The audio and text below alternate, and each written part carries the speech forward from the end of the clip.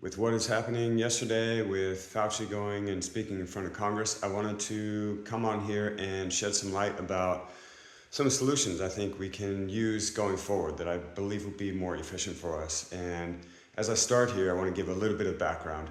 So in 2015, I was diagnosed with cancer. And this was really what woke me up to what's going on in medical industry and government. I was always a bit critical since I was a kid, but in 2015, I did a deep dive on health, and that's when I really started to see what was happening. And this is why when COVID was rolled out, I could see immediately there was a connection to this corruption. And so I saw through the lies. And this is what I want to speak to. So right now I'm seeing a lot of division online, and I'm seeing people attacking each other.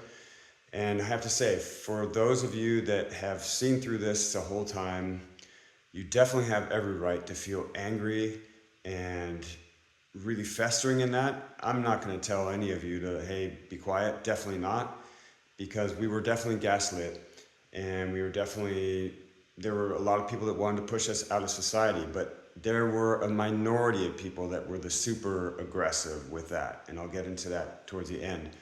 So this just gives you like a little background. Like I was also seeing through it, and I had to go through my process. I was also projecting a lot of my anger out towards others. So during COVID at the beginning, there was a guy, I was not wearing my mask in the store, and he called me a Nazi fascist. He hoped that I would die. And so I was spending a lot of my time being angry at people like him and projecting it onto others, even people that were falling for the lies, and saying things to myself and people like, this is perpetuating this tyranny because people are not waking up. And I had to finally realize that actually I was being activated by trauma inside, and there was like an aggression coming out of me that was being activated, and there was a darkness inside of me that was starting to get super aggressive that I had to take responsibility for. And so I had to really work with that to the point of finally getting to see that I was projecting the same stuff onto others in a different way that was being projected onto people like us. So, they were saying we were idiots and we should be pushed out of society. And then I was doing that to other people.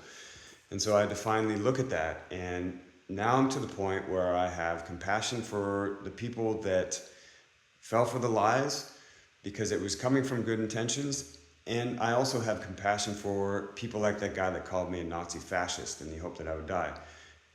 I do not want to be friends with guys like that, but it doesn't mean that I can't have compassion, because someone like him and others that were super aggressive, they're just programmed and they're just in a trauma response. And if we really want to move past all the division, I think there's a few layers to this. One, there's always going to be groups of people that just disagree.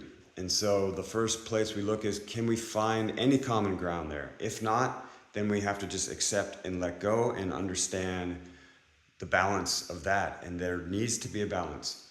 And then number two, are there people we can find common ground with and disagree with, but still coexist? And I feel like this is a big one. This was helping me a lot, where still to this day, people totally disagree with what I see with COVID, but I can be friends with them and I can have compassion for them and they have compassion for my situation, and we're not jamming the opinions of the other down each other's throat and coexisting in this difference. And then number three, and this is where I feel a lot of the work is also going to be necessary, and that is, instead of getting on our pedestal and saying we were right, we told you so, which is, totally, I get that, and I've done some of that, like, we were right, that people aren't going to listen to that. I push so many people away by that kind of way. And this doesn't work. What I feel we need to do is find the compassion and just start to, ask questions like, are you seeing this still the same way? And seeing if we can come together and just have a conversation about it. Because there's definitely more people right now that either took the jab or fell for everything, and now they're questioning it a bit. I mean, this thing with Fauci yesterday, pleading the fifth 111 times, even though he had a preemptive pardon, that says a lot right there. And there are people going, hey, what's up with that? So more people are waking up. And so I feel like we need to put our energy into connecting with those that are starting to come online. And the people that are super aggressive still towards us, I think it's a waste of time to be aggressive back, and just accept and let go and move on and trust that the balance is necessary. And moving forward, looking at our own reaction to this, looking at our own process of feeling victimized, feeling like we were perpetrated on, and seeing where that comes from, because that's something old that we grew up with. That's a trauma from when we were a kid, and it's being activated during COVID. And so if we really want to move forward also, it's about not festering in this rage. If I'm pointing my rage outwardly, that's going inside my body. And I can say that this was one of the reasons why I was really angry during COVID, because being diagnosed with cancer in 2015 and choosing it to do in the natural way, during the lockdowns, I couldn't continue working on the things that I was doing because they required a lot of time and space. And with two young boys at home, I had no more space for that. And so I got really stressed and my body got in a compromised position. But the thing is, looking back on that, that was because of my reaction from my trauma response. So this is where we have to look. How are we being activated, and self-reflect and see how we can work with this in a different way so this stuff isn't festering in us and it's not festering in the people in our lives. And this is how I believe we can go forward in a way that's more with balance and more with peace and acceptance, because at the end of the day, we wanted the acceptance from others and we didn't get it. Does it make it better by us not accepting their choices back then? I believe that we need to have a little bit more compassion, and at the same time, I totally get it, totally get the anger.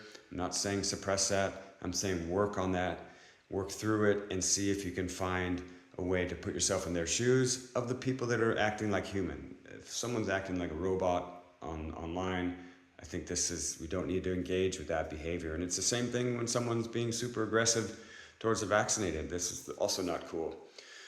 So self-reflection is always the answer as far as I'm concerned, seeing where we can improve, seeing where we can make things more balanced, and in the end, uplifting each of us as much as we can.